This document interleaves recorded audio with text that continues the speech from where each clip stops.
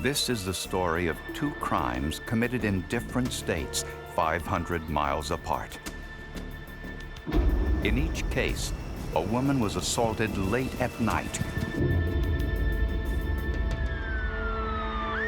Investigators found the same signature elements in both crimes. The calling card of this perpetrator was so unusual, it eventually cost him his life.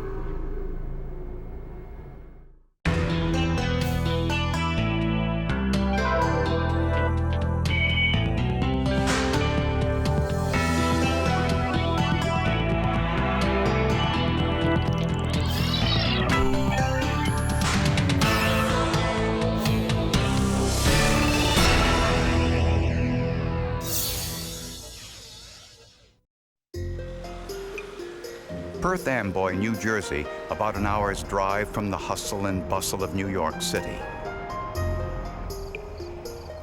For 300 years, this riverfront town has been a haven for immigrants seeking a better life in America. Melissa Padilla's parents came from Puerto Rico. She and her 4 brothers grew up here. Yeah, she was my right hand. She was always helping me with them. She was like a second mother to them. They depend on her. I remember her often helping me out with my work. She was an excellent speller, and my spelling is just something I've never been able to handle. And she was always there when I needed some help with that. Melissa attended high school in Perth Amboy, but quit in her junior year and later became pregnant. She had 3 more children in rapid succession, and in 1994 was unmarried and supporting herself and the children with a monthly welfare check.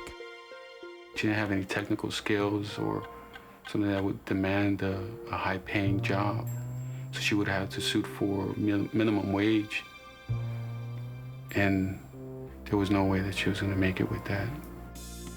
Melissa was able to scrape by for a while, but then she fell behind on her rent and lost her apartment.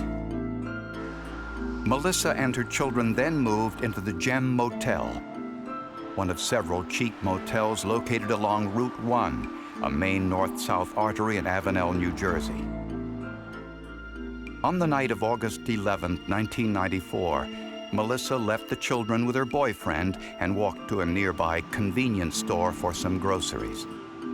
She went out at 11 at night because her kids were hungry. Melissa left the store around 11:30 and headed back to the motel, but she never arrived. Her boyfriend told police he found her half-naked body later that night along the highway.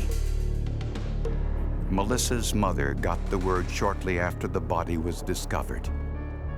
You're not supposed to bury your children. That you're gonna die before them. No parents want to bury their children. It's hard. I was supposed to go before her. Most murderers go to great lengths to avoid detection.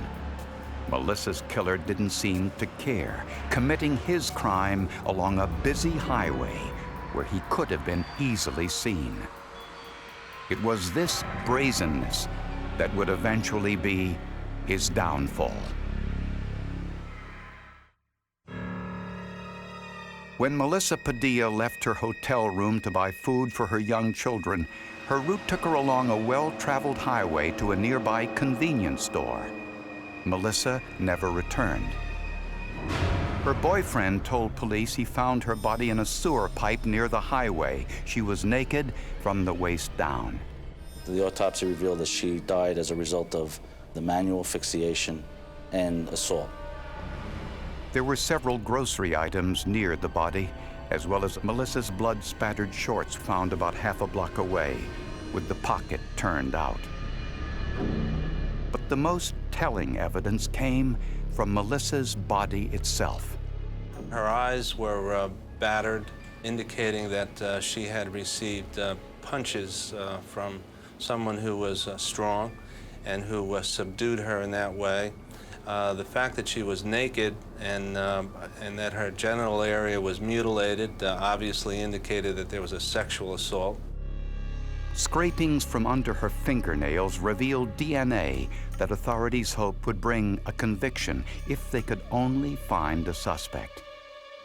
Melissa's autopsy revealed one other detail, something Tom Capsack had never seen in his 31 years of prosecuting homicides. She had bite marks on her chin and on her left breast, indicating that there was probably some kind of ritualistic element to the killing. The bite mark on the chin was particularly unusual. I've done a lot of research and I've talked to a lot of people. Bite marks usually occur to the genital areas, to the breast, to the stomach, but I have never heard of one that occurred to the chin before. Armed with this evidence, New Jersey police began their search for Melissa's killer. The security video from the Quick Check store where Melissa had bought groceries helped establish the time of the murder, shortly before midnight. It also showed the cashier giving her change. But no money was found in Melissa's clothing, indicating she had also been robbed. Police also began canvassing the area, looking for eyewitnesses. There was a witness that was identified, that was interviewed, who indicated they were traveling past the roadway and saw what appeared to be two individuals in some sort of struggle, standing up near the concrete pipes. But the witness could provide little useful information. The battering about Melissa's face and the bite marks on her breast and chin led police to theorize that her killer got a perverse pleasure out of assaulting women and might have struck before. Just a mile from the murder scene was a prison for convicted sex offenders. A check of prison records showed a number of released prisoners living in the area. We then pulled their files to determine what their MO was and whether they were involved in any kind of ritual when they committed their sex crimes. They complied with requests for DNA samples. They complied with exemplar requests for hairs. They also submitted to polygraph examinations that were conducted by the Woodbridge Police Department, and they all were eliminated as suspects in the crime. Melissa's boyfriend, who had stayed with her children, was also eliminated. Eventually, things started to appear that we have an unsolved homicide with no suspect to pursue. 8 months later, 500 miles away in Maine, there was another assault, strikingly similar to Melissa Padilla's. Excuse me, sir. Are you okay? This crime was bold and brazen, but the perpetrator made a mistake in choosing his victim. She was a state trooper. Months after the murder of Melissa Padilla, police still didn't have a suspect. The brutality of the assault led police to believe her killer took pleasure in attacking women and might strike again. 8 months later, state troopers in Maine reported a brazen assault on one of their own. The assault took place on April 3rd, 1995 at about 8:30 p.m. Trooper Vicky Gardner, an 11-year veteran, was off duty and driving her police cruiser south on Interstate 95.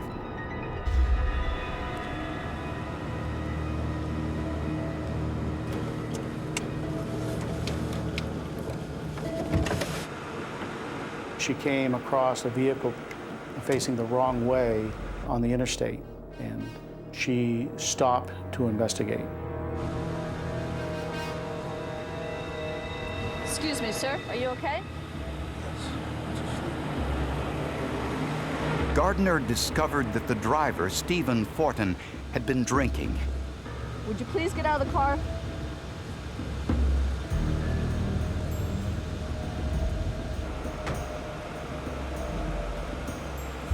Since she was off duty, she called for another police vehicle to take Fortin into custody. Could you send some backup? When Fortin heard this, he exploded. Fortin sucker punched her, ripped her clothes off, molested her. In the process of molesting her, he bit her. And when the backup cruiser arrived, he took off in the cruiser.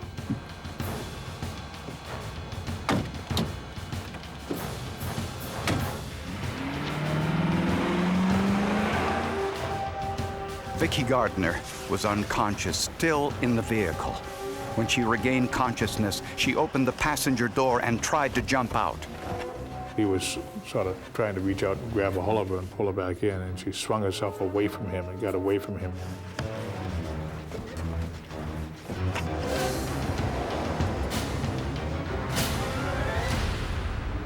Vicky Gardner was lucky to be alive.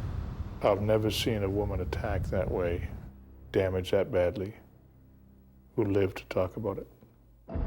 After Vicky jumped out of the vehicle, Fortin lost control of the car and crashed. He was later apprehended. Lieutenant Lancaster interviewed him in prison.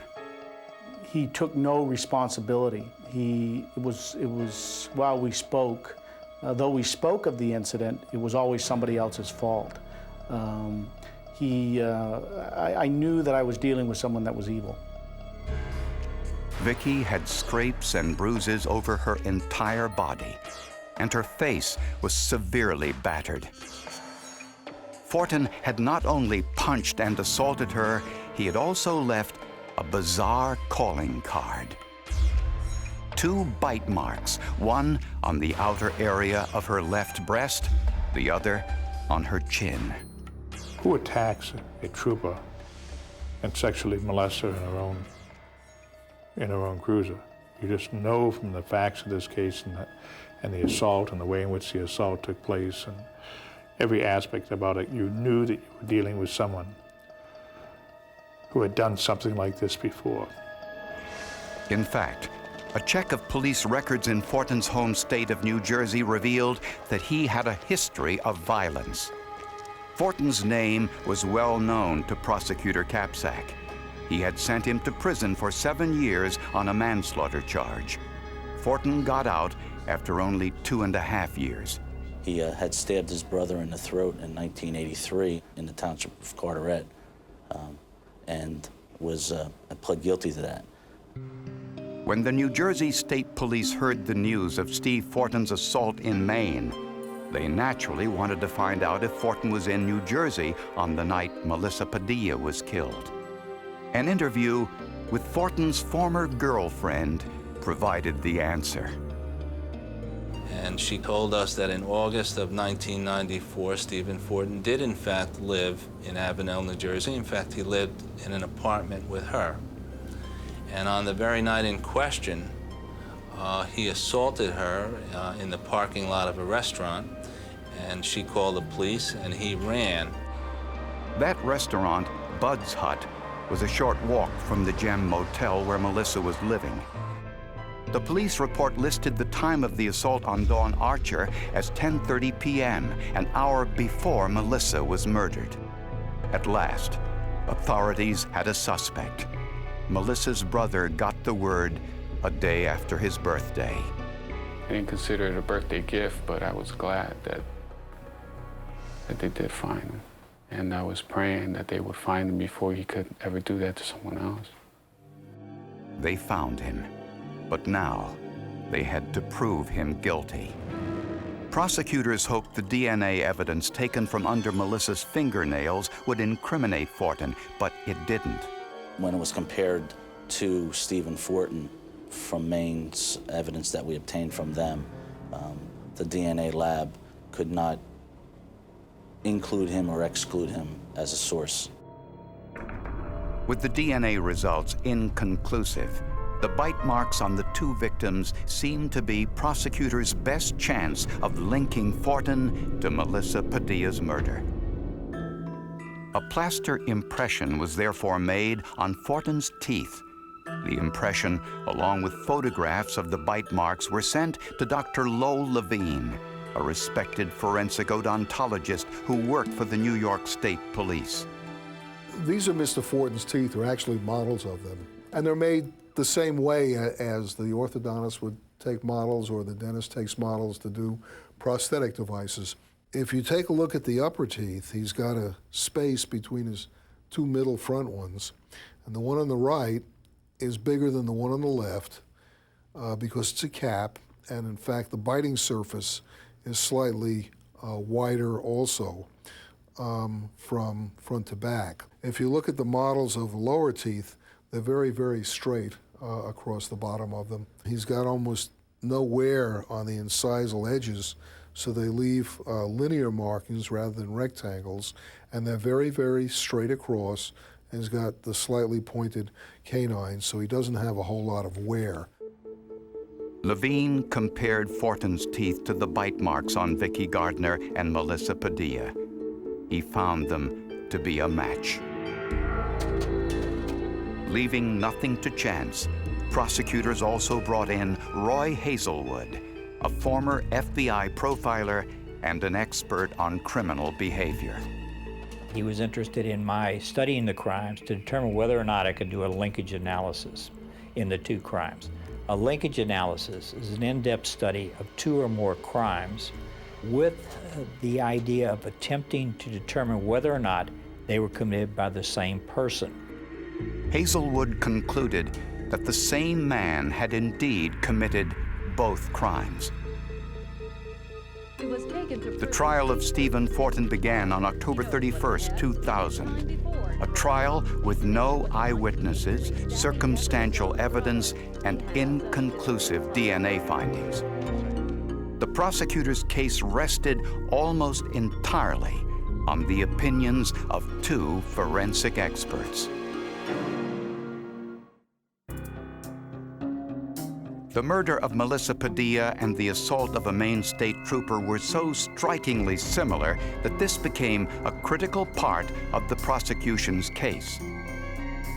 At Steven Fortin's trial, Maine State Trooper Vicky Gardner took the stand to describe how Fortin had beaten and sexually assaulted her. Then we had to bring in witnesses that brought the two crimes together, and they were Hazelwood and Levine. Addressing the jury, Roy Hazelwood explained that some crimes, like the murder of Melissa Padilla and the assault of Trooper Gardner, have unique patterns of behavior which he called rituals. The ritual are those acts which are unnecessary to the commission of the crime and are carried out to meet the emotional needs of the offender. In this case, the need for psychosexual gratification. Hazelwood identified 5 examples of ritualistic behavior that were common to both cases. Bite mark to the chin, bite mark to the left breast, excessive battering to the upper portion of the face in both instances, injurious anal penetration, and manual strangulation from the front. I've never seen that combination of behaviors in any other crime. Then Dr. Levine explained to the jury that no two people have teeth patterns that are exactly the same. What I basically did was to show the jurors that people leave bite marks that look different. We used 2 of the prosecutors, myself, and one of the investigators, so that bite marks look different. Dr. Levine showed the jury overlays of Steve Fortin's teeth. We were able to show the jury how the overlays fit over the life-size photographs of the bite mark on the victim. We did it by animating the overlay so that it moves across the screen and stops exactly on the bite mark. And it was very effective, and it was very dramatic, and I think it worked very well. New Jersey authorities are coming for... The jury deliberated Steven Fortin's fate for 2 days before reaching their verdict.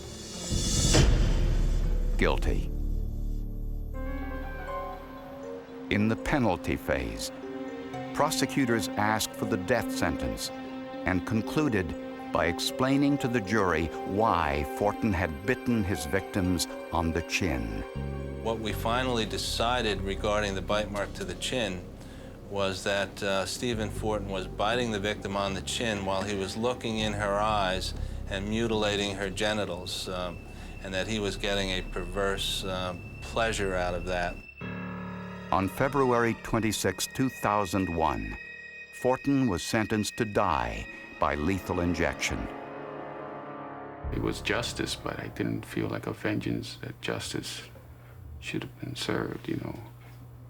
I was grateful. Roy Hazelwood and Lola Levine were absolutely critical to the case. This case, like most murder cases, depended on circumstantial evidence, on forensic evidence, on expert testimony. And the tools those experts have to draw on, says Hazelwood, are growing more and more sophisticated every year. I'm continuously amazed at the strides we've made in investigating crimes and solving crimes and prosecuting crimes. Steven Fortin is now in Trenton State Prison, awaiting execution.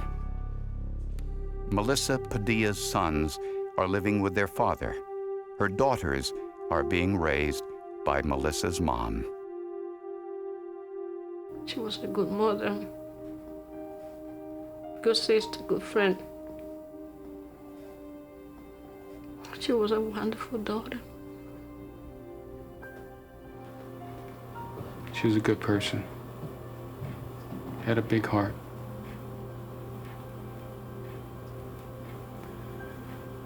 And I'm sorry her kids won't be able to know that.